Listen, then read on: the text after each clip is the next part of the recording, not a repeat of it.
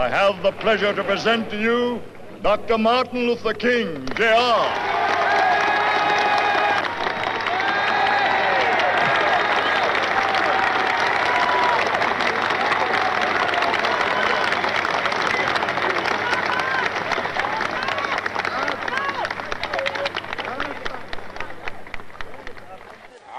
Happy to join with you today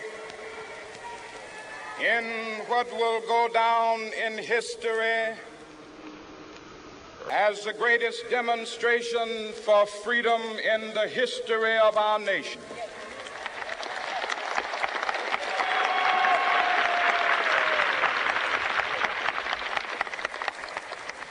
Five score years ago, a great American in whose symbolic shadow we stand today signed the Emancipation Proclamation. This momentous decree came as a great beacon light of hope to millions of Negro slaves who had been seared in the flames of withering injustice. It came as a joyous daybreak to end the long night of their captivity. But 100 years later, the Negro still is not free. 100 years later, the life of the Negro is still sadly crippled by the manacles of segregation and the chains of discrimination. 100 years later, the Negro lives on a lonely island of poverty in the midst of a vast ocean of material prosperity. This nation will rise up and live out the true meaning of its creed. We hold these truths to be self-evident, that all men are created equal.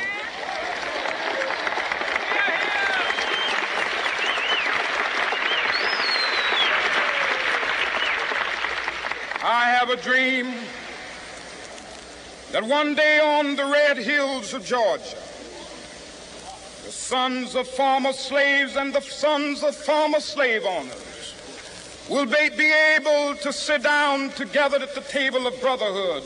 I have a dream that one day,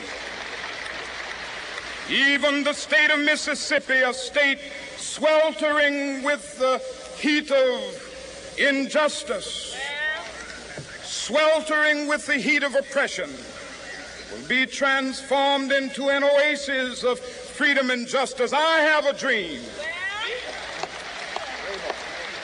that my 4 little children will one day live in a nation where they will not be judged by the color of their skin, but by the content of their character. I have a dream today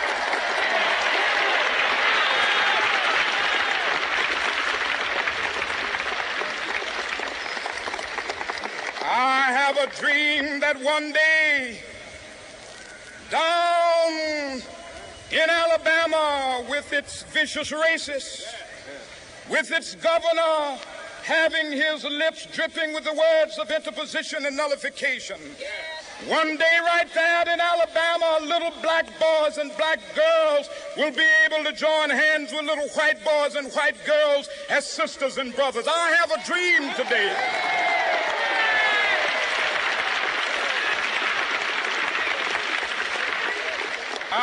a dream that one day every valley shall be exalted, and every hill and mountain shall be made low. The rough places will be made plain, and the crooked places will be made straight, and the glory of the Lord shall be revealed, and all flesh shall see it together. This is our hope. This is a faith that I go back to the South with. With this faith, we will be able to hew out of the mountain of despair a stone of hope. With this faith, we will be able to transform the jangling discords of our nation into a beautiful symphony of brotherhood. With this faith, We will be able to work together, to pray together, to struggle together, to go to jail together, to stand up for freedom together, knowing that we will be free one day. This will be the day. This will be the day when all of God's children will be able to sing with new meaning, "My country, tears of thee. Sweet land of liberty, of thee I sing. Land where my fathers died, land of the pilgrim's pride. From every mountainside, let freedom ring. And if America is to be a great nation, this must become true. And so let freedom ring. From the prodigious hilltops of New Hampshire, let freedom ring. From the mighty mountains of New York, let freedom ring. From the heightening Alleghanies of Pennsylvania, let freedom ring. From the snow-capped Rockies of Colorado, let freedom ring. From the curvaceous slopes of California. Not only that, let freedom ring from Stone Mountain of Georgia. Let freedom ring from Lookout Mountain of Tennessee. Let freedom ring from every hill and molehill of Mississippi, from every mountainside.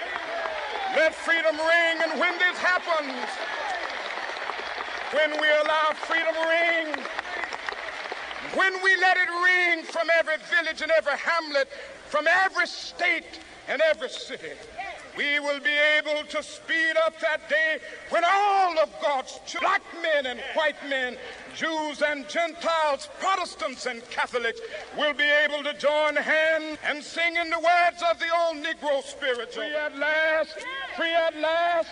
Thank God Almighty, we are free at last.